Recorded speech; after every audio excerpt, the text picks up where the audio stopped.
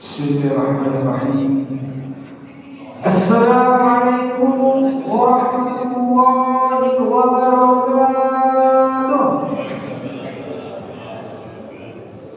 Alhamdulillah rabbil alamin, wassalatu wassalamu ala asyrafil anbiya'i wal mursalin wa ala alihi wa sahbihi wa sallim ajma'in. Amma ba'du.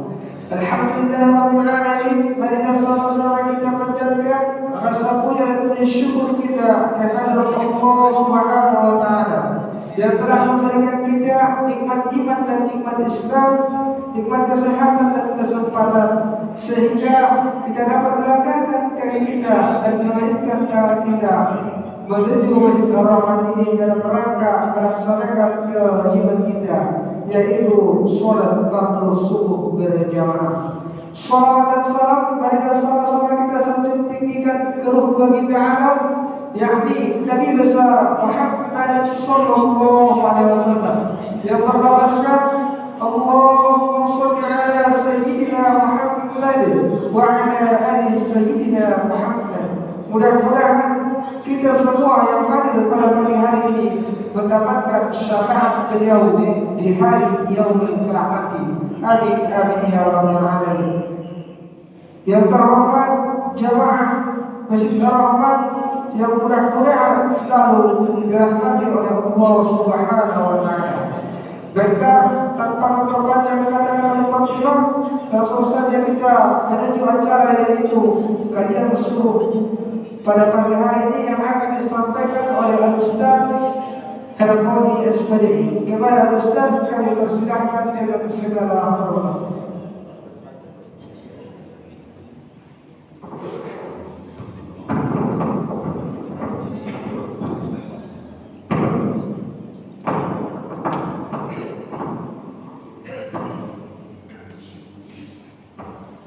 Bismillahirrahmanirrahim. Assalamualaikum warahmatullahi wabarakatuh.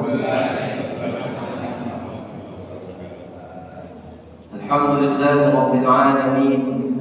Nahmaduhu wa nasta'inuhu wa nastaghfiruh wa na'udzu billahi min shururi anfusina wa min sayyiati a'malina. Man yahdihillahu fala mudilla lahu wa man yudlil fala hadiya lahu. أشهد أن لا إله إلا الله وحده لا شريك له وأشهد أن محمدا عبده ورسوله. اللهم صل على سيدنا محمد وعلى آل سيدنا محمد. Alhamdulillah, pada 16 Ramadan pada tahun ini, mari sama-sama kita bersyukur kepada Allah Subhanahu wa taala dengan bimbingan rahmat dan hidayahnya, sehingga kita masih istiqomah hadir di masjid menunaikan salat fardu subuh berjamaah, yang mana fadilahnya ketika kita melaksanakan salat sunnah qabla fajar atau salat sunnah qabla subuh barusan kita laksanakan tadi, itu lebih baik daripada dunia di sini. Kemudian salat berikan salam pada Nabi Muhammad sallallahu alaihi wasallam dengan ucapan Allahumma shalli ala sayyidina Muhammad wa ala ali sayyidina Muhammad. Yang sama-sama kita muliakan dan kita hormati para pengurus masjid dan panitia Ramadan 1446 Hijriah.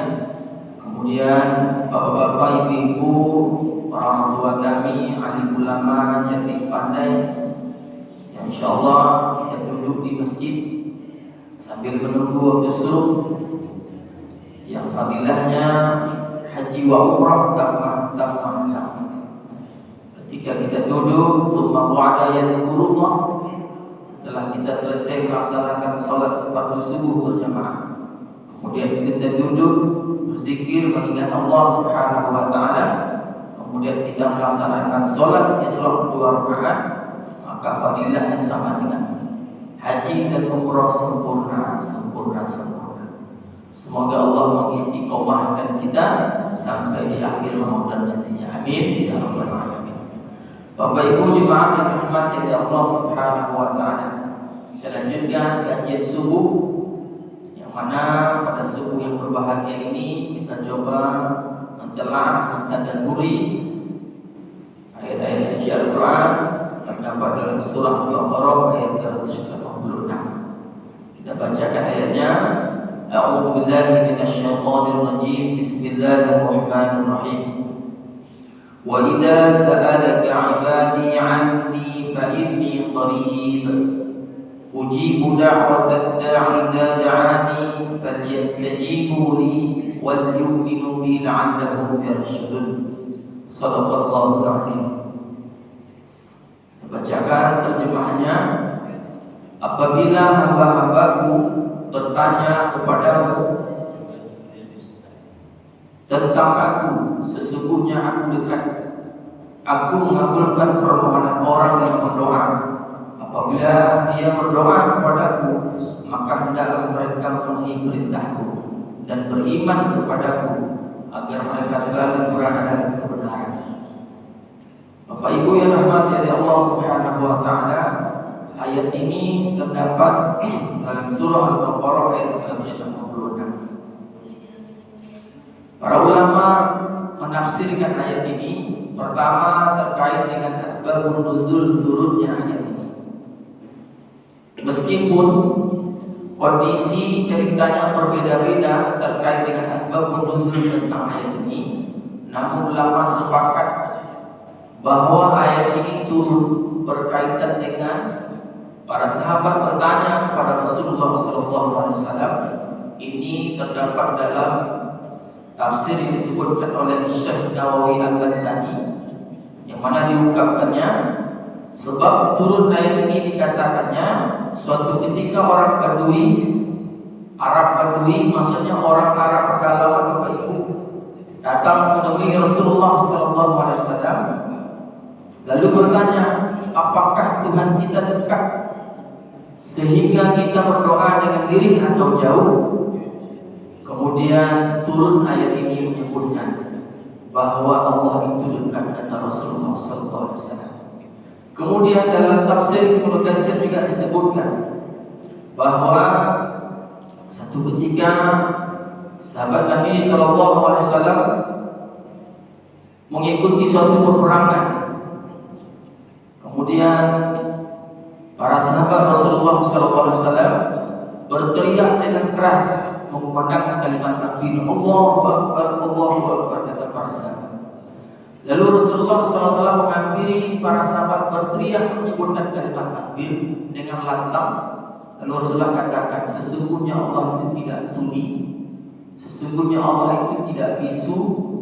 Berdoa dengan suara yang lirih, berdoa dengan suara yang santun, kata Rasulullah SAW. Maka turunlah ayat ini, wa idza sa'alaka ibadi anni fa inni qarib. Ini terkait dengan asbabun nuzul turunnya surah Al-Baqarah ayat 186. Bapak Ibu rahmati oleh Allah Subhanahu wa taala, dalam ayat ini sesungguhnya Allah memerintahkan kepada kita untuk berdoa kepada-Nya. Nah, tentunya ketika kita berdoa kepada Allah Subhanahu wa taala, tentu memiliki adab dan tata cara berdoa kepada Allah Subhanahu wa taala. Perbuatan doa, ibadah doa ini selalu kita lakukan. Hampir seluruh umat Islam pasti pernah berdoa kepada Allah Subhanahu wa taala. Lalu bagaimana adab yang diajarkan oleh Rasulullah SAW ketika kita berdoa kepada Allah Subhanahu wa taala? Yang pertama, ulama sepakat, Bapak Ibu, ketika kita berdoa kepada Allah Subhanahu wa taala, yang pertama adalah mesti didahului kalimat pujian dan salawat kepada Nabi sallallahu alaihi wasallam. Apabila kalimat pujian dan salawat kepada Nabi tidak diawali dalam berdoa, maka doa itu pasti ditolak oleh Allah Subhanahu wa taala. Makanya Bapak Ibu, di dalam kita berdoa, selesai imam berzikir, selesai imam baca tahlil, pasti kalimat awal pertama itu alhamdulillahirabbil alamin, assalatu wassalamu ala asyrafil anbiya'i wal mursalin wa ala alihi washabihi ajma'in. Pasti kalimat pujian dan selawat selalu mengawali ketika kita berdoa kepada Allah Subhanahu wa taala. Dulu ketika kami melaksanakan pemotongan hewan kurban, ini kita cerita sedikit Bapak Ibu. Lalu saya waktu itu diamanahkan untuk memimpin doa pemotongan hewan kurban. Biasanya doa hewan kurban itu Allahumma minka walaka wa taqabbal minna. Ya Allah, ini dari Engkau dan untuk Engkau, dan terimalah kurban kami. Lalu saat itu Bapak Ibu, saya sebelum bacanya Allahumma minka walaka, saya baca selawat dulu pada Allah Subhanahu, baca selawat untuk Nabi sallallahu alaihi wasallam. Lalu ada salah satu jemaah memprotes, Ustaz, bukankah doa kurban ini tak ada selawat di dalamnya? Betul sih, memang tak ada doa selawat di dalamnya. Lalu kenapa Ustaz baca selawat? Karena ada hadis umum menyebutkan. Hadis umum menyebutkan itu dalam dalilnya, apabila doa tidak didahului dengan pujian dan selawat kepada Rasulullah SAW, maka doa itu tertolak. Kenapa kalimat pujian didahulukan, kalimat selawat didahulukan dalam berdoa? Toh yang kita mintakan kepada Allah Subhanahu wa taala. Cobalah Bapak Ibu, ketika anak datang, cucu datang, pulang dari luar bermain, lari masuk ke rumah, mak kita bisa 5.000 mau jajan. Itu kaget kita sebagai orang tua. Itu apa mau jajan? Tapi kalau anak kita puji rumah ini cantik, rumah ini memang luar biasa. Pasti ketika anak kita meminta, udah dipuji maknya, pasti mak. Jadi jangan habiskan uang 5.000 nih, hemat-hemat. Nah, kalimat pujian dan salawat ini mesti selalu dihampiri ketika berdoa kepada Allah Subhanahu wa taala. Ini sesuai yang disampaikan oleh Rasulullah SAW dari Abdullah bin Ubad radhiyallahu anhu yang berkata, ketika Rasulullah SAW dalam keadaan duduk, masuklah seorang laki-laki. Orang itu kemudian melaksanakan sholat dan berdoa dan mengucapkan Allahumma ghfirli warhamni. Maka kata Rasulullah SAW menghampiri sahabat tadi yang berdoa, janganlah engkau tergesa-gesa dalam berdoa, dahulukanlah kalimat pujian dan salawat kepada Nabi Sallallahu Alaihi Wasallam.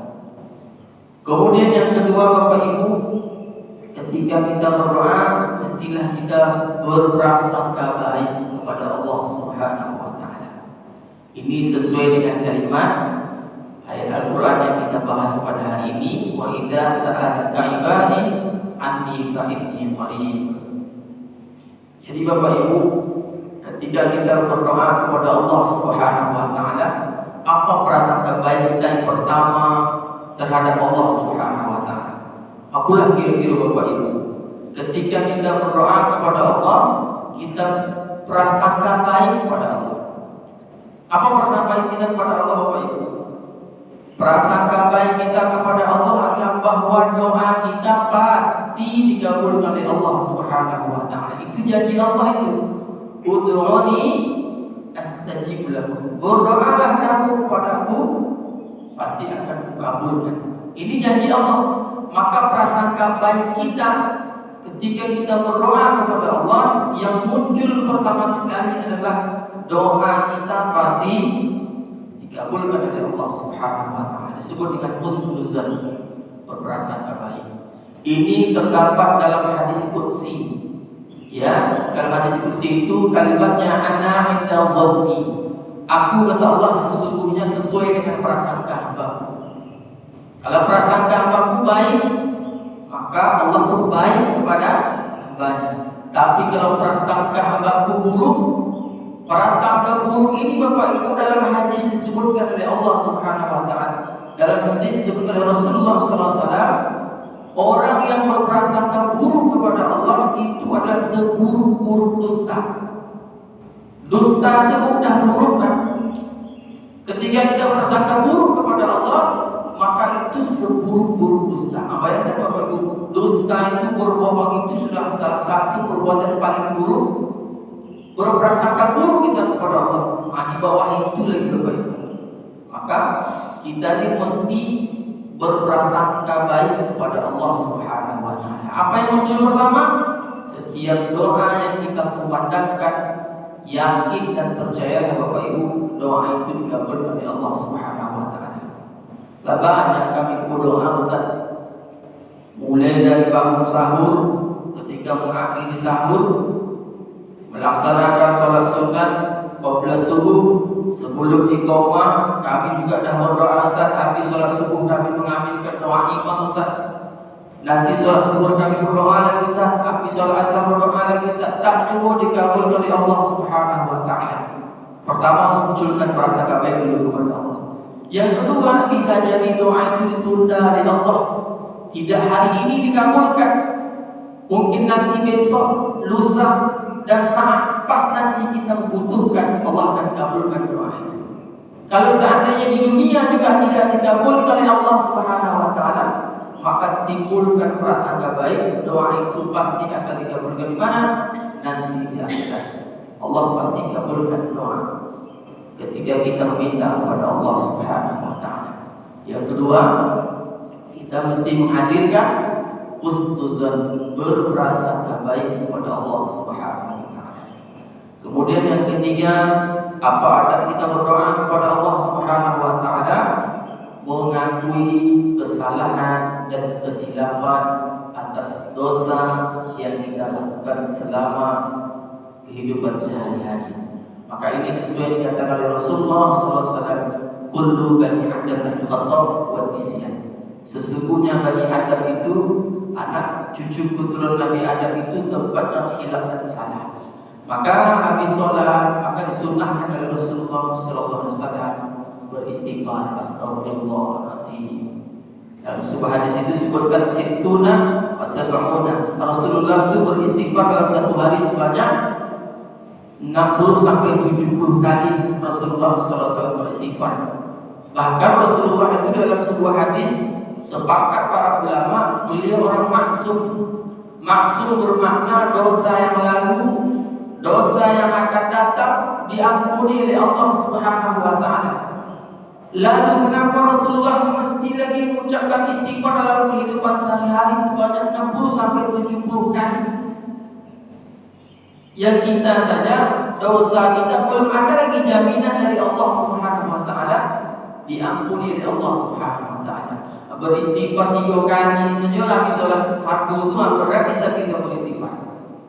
Rasulullah orang masuk 70 kali dalam satu hari dia beristighfar kepada Allah Subhanahu wa taala. Akui dosa kita. Makanya ada kata ulama dalam adab beristighfar kepada Allah Subhanahu wa taala. Lisan ini misalnya Bapak Ibu mengucapkan astagfirullahaladzim. Dalam hati kita, dalam perasaan kita membayangkan dosa yang tadi kita lakukan. Misal Bapak Ibu, kita sebagai orang tua nih, khilaf kita, anak kita main di luar, baju ini berlumuran lumpur tanah, kotor bajunya, baru dibeli baju ini. Pulang anak kita ke rumah, kita tengok anak kita sudah kumuh aja lumpurnya. Ambil penyapu, ambil kayu, langsung kita pukul anak kita, marah kita kepada anak kita. Kemudian udah anak kita merasa kesakitan dan dia menangis. Lalu selesai sholat, kita berpikir kurang teringat kita melakukan kesalahan, khilaf kita tadi, maka kita beristighfar kepada Allah. Astagfirullah, astagfirullah, ampuni dosa kita, khilaf tadi ya Allah, pukul anakku ya Allah.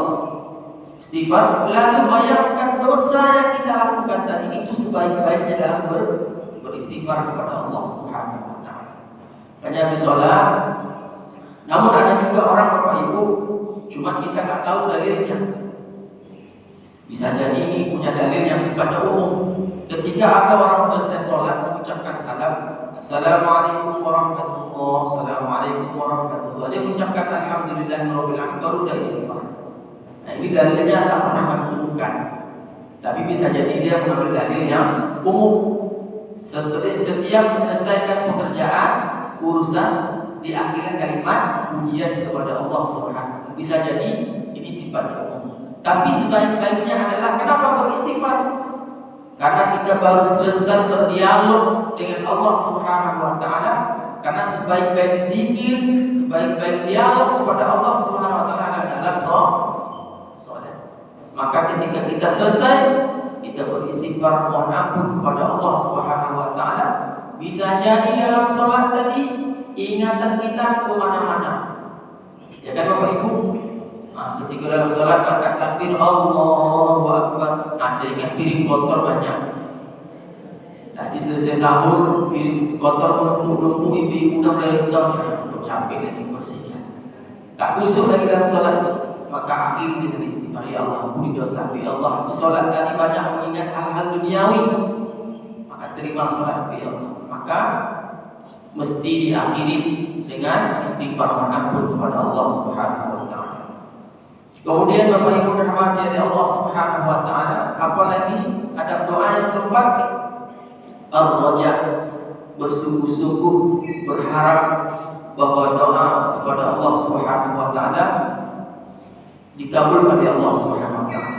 Ada orang berdoa Bapak Ibu, lihat ekspresi wajahnya, tubuhnya, mimik tubuhnya tak menunjukkan rasa kesungguh-sungguhan berdoa kepada Allah Subhanahu wa taala. Jika dia mengangkat tangan kepada Allah, lirik mata ke kanan, lirik mata ke kiri, garuk punggung, garuk paha. Ini menunjukkan tak ada mujahadah, kesungguh-sungguhan dalam berdoa kepada Allah Subhanahu wa taala. Maka dalam berdoa ini mesti sungguh-sungguh Bapak Ibu.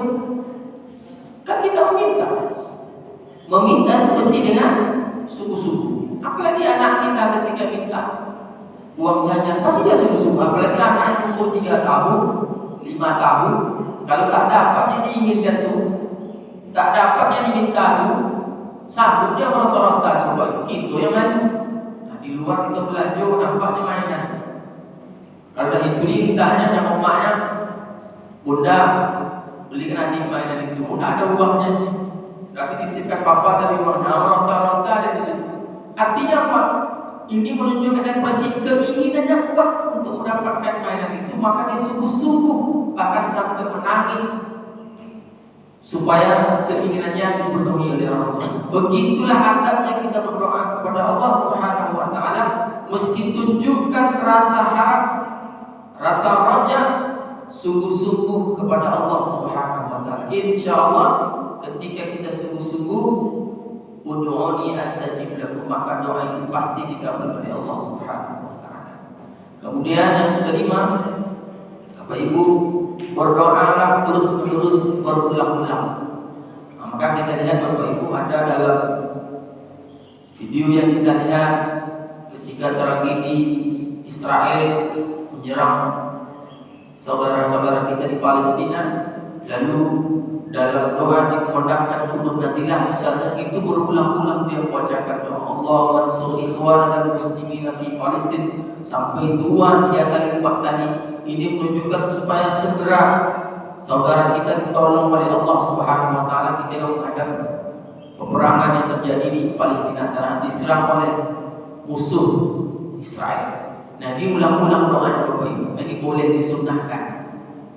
Misalnya ibu berdoa terhadap kesembuhan sakit yang dialami, maka doa itu diulang-ulang lalu diusap tempat yang sakit. Itu boleh disunnahkan Bapak Ibu. Ada yang kita jarang kan, kalau misal kita berdoa, selesai berdoa itu lalu diusapkan di tempat di mana rasa sakit. Apa dalilnya? Ketika Rasulullah SAW mendapat ujian, dipelet oleh orang kafir Yahudi, oleh orang Quraisy saat itu, ketika Rasulullah dalam keadaan sakit, lalu Rasulullah datang malaikat Jibril mengajarkan sebuah doa, membacakan surat 30. Rasulullah baca itu, lalu Rasulullah mengusapkan seluruh tubuhnya yang mana dipelek oleh orang Quraisy. Maka sunnah Bapak Ibu. Sunnah kita mengusap. Cuma ada memang ikhtilaf di kalangan ulama. Ini kadang-kadang kita ini soal ikhtilaf ya Bapak Ibu. Selesai berdoa mengusap wajah itu bid'ah. Betul lah Bapak Ibu. Selesai berdoa kan, lalu kita usapkan di wajah kita, itu perkara yang tidak pernah dicontoh oleh Rasulullah SAW. Memang ia tak pernah dicontoh oleh Rasulullah ketika mengusap sesuatu di wajah. Namun ketika Rasulullah selesai berdoa, ketika dia dipelet oleh orang Quraisy, dia mengusap di seluruh tubuhnya itu menunjukkan selesai berdoa boleh mengusap wajah, menandakan bahwa kita selesai. Wajah ini kan Bapak Ibu simbol kemuliaan. Betul nggak Bapak Ibu? Wajah ini adalah simbol kemuliaan. Wajah kita. Nah, maka selesai berdoa. Dalam doa tadi, doa sudah mulia, sudah ibadah, maka mesti diusapkan. Tak mengusapkan wajah, tak masalah. Cuma jangan jadi persoalan. Nah, kadang-kadang ada yang menyebutkan habis doa tak boleh mengusap wajah. Nanti ini istilah di kalangan ulama. Boleh tidak mengusap wajah dan boleh tidak mengusap wajah. Dan itu terserah kepada kita Bapak Ibu. Kemudian yang keenam, apalagi ada kita berdoa, maka carilah waktu, tempat yang doa itu mustajab dikabul oleh Allah Subhanahu wa taala. Nah, ini sedikit terkait dengan waktu di Bapak Ibu. Makanya ketika muazzin mengumandangkan azan, lalu selesai muazzin mengumandangkan azan ini, lalu kita melaksanakan salat sunnah rawatib, qabliyah fardu misalnya, atau fardu subuh. Pokoknya setiap sholat fardu lima waktu itu qabliyahnya, maka disunnahkan kita memperbanyak doa sebelum iqamah berkumandang. Apa kata Nabi? La yaruddu doa bainal azan wal iqamah. Tak tertolak doa seseorang antara azan dan iqamah. Jadi selesai orang azan, sebelum dia muazzin di iqamah, maka disunnahkan seseorang memperbanyak doa pada saat itu. Nah, ini Bapak Ibu sedikit saya ingin mengkritisi, memberikan masukan. Tujuannya adalah supaya punya adab dalam beribadah. Kami dulu pernah diskusi ketika kami pelatihan imam masjid Sekota Pekanbaru. Ketika muazzin mengumandangkan azan, kemudian kita melaksanakan sholat sunnah qabliyah 2 rakaat atau 4 rakaat. Lalu siapa yang berhak mengumandangkan iqamah Bapak Ibu? Yang berhak mengumandangkan iqamah setelah yang muazzin itu siapa Bapak Ibu? Muazzinnya, bukan orang lain yang melaksanakan iqamah. Ini masukkan Bapak Ibu. Kecuali kata ulama, sepakat ulama, muazzinnya batal wudunya, punya uzur dia, buang air dia, atau keluar dari masjid, tak memiliki kesempatan untuk memandangkan iqamah. Yang berhak siapa yang menyuruhkan mengganti orang iqamah tadi? Imam yang ditunjuk. Kami ada Ustaz Muhammad di situ memberikan penjelasan bahwa tak boleh. Nah, ini adab. Makanya orang yang muazzin dia berhak untuk iqamah. Karena ada doa di sana. La yaruddu doa bainal azan wal iqamah. Tak tertolak doa seseorang antara azan dan iqamah. Ini menunjukkan bahwa muazzin dan iqamah itu satu paket. Nah, saya dulu pernah ceramah lagi di satu masjid. Saya dikhusus sama pengurus masjid.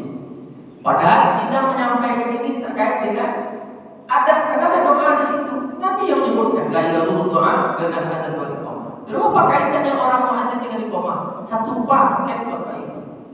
Ketika seseorang yang azan, lalu dialah yang mengumandangkan iqamah.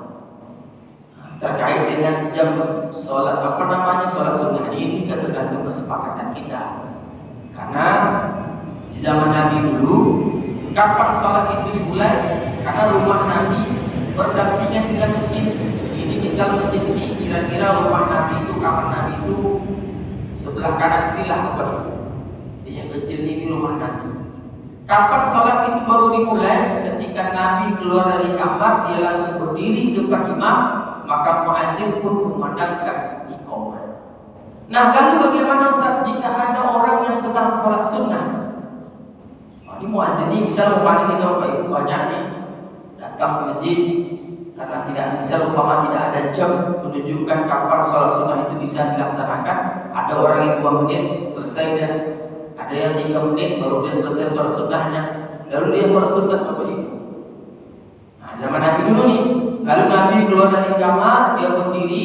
Kalau dah Nabi berdiri dekat imam, pasti para sahabat Bilal saat itu memandangkan iqamah. Nah, bagaimana ketika kita sedang sholat sunnah, orang iqamah? maka ada dua pilihannya Bapak Ibu. Bisa melanjutkan, kalau kita lanjutkan sholat sunnahnya, kira-kira sholat sunnahnya selesai duluan daripada iqamahnya, itu boleh. Atau pilihan kedua adalah membatalkan sholat sunnahnya. Membatalnya tak boleh asal membatal Bapak Ibu, karena tak boleh memutus sholat tanpa uzur yang dibolehkan oleh Allah Subhanahu wa taala dalam syariat Islam. Misal saya sholat sunat di Allahu Akbar, muazzin bin Habib misalnya qomat ini. Lalu saya membayangkan sholat sunnah saya ini antara iqamah ini bisa selesai di sholat sunnah saya, itu boleh dilanjutkan.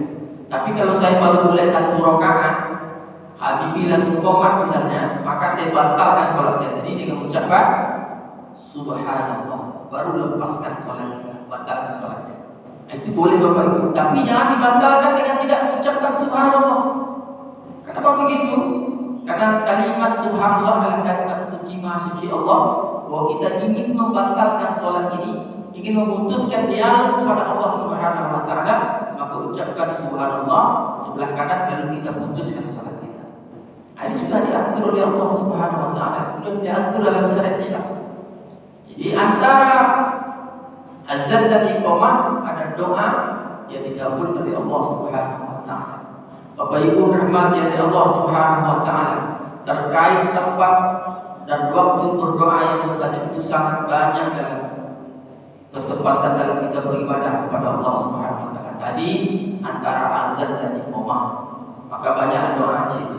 Kemudian yang kedua, waktu ketika tengah malam salat tahajud, juga waktu itu mustajab doa dijabah oleh Allah Subhanahu wa taala. Kapan lagi Bapak Ibu? Ketika sujud terakhir, itu juga doa mustajab dijabah oleh Allah Subhanahu wa taala. Apalagi ketika berbuka puasa. Berbuka puasa ini ada kalimat doa buka puasa ini yang masih hilang di dalam ulama, tapi ini boleh dipakai. Misal gini, Allahumma laka sumtu wa bika amantu wa ala rizqika afartu bi rahmatika ya arhamar rahimin. Doa ini sebenarnya Bapak Ibu setelah berbuka ini, bukan sebelum. Misalnya kita coba kita artikan, Allahumma laka sumtu, ya Allah bagimu aku berpuasa. Ya kan, Allahumma laka sumtu wa bika amantu, dengan itu aku beriman, wa ala rizqika afartu, dengan rezekimu aku berbuka.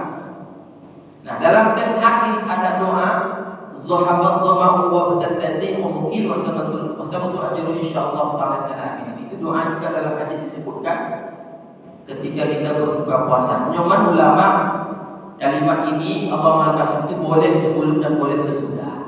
Tapi hadisnya ada yang menyebutkan ini hadisnya dhaif, ada yang menyebutkan ini hasan.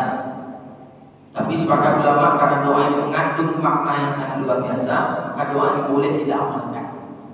Jadi ketika berpuasa, sebelum kita berbuka puasa itu kita perbanyakkan doa Bapak Ibu.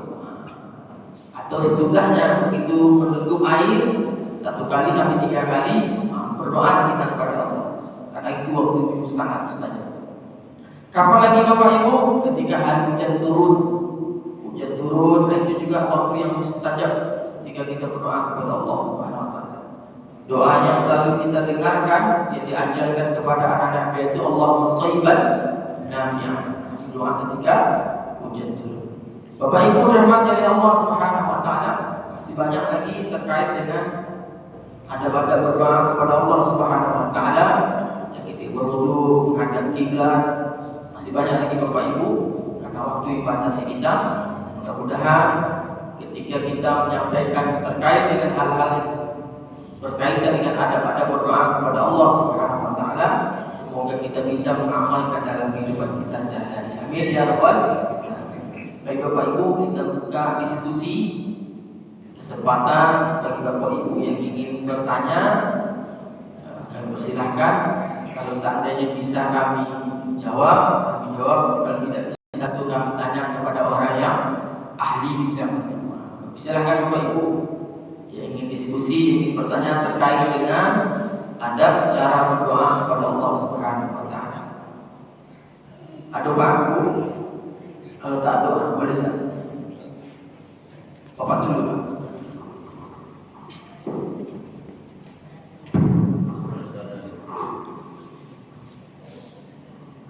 Assalamualaikum warahmatullahi wabarakatuh.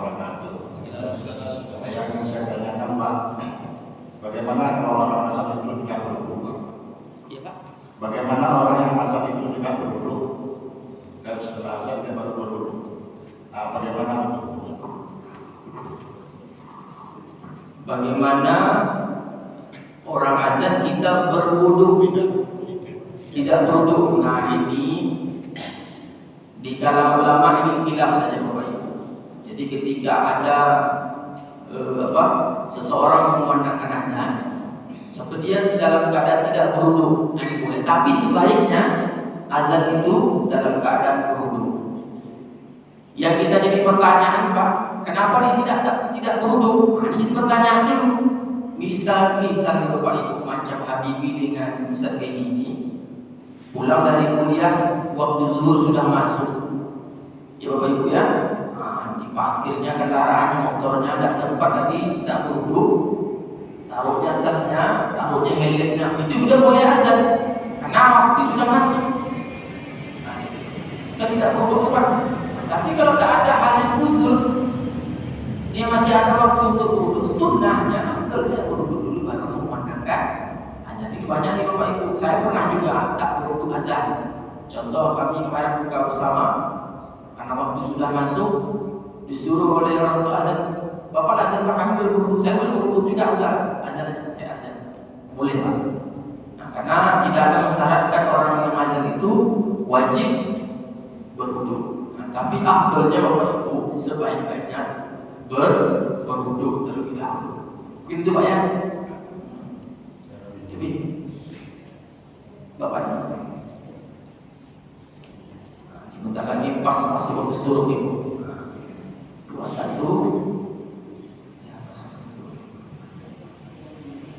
Assalamualaikum warahmatullahi wabarakatuh. Waalaikumsalam.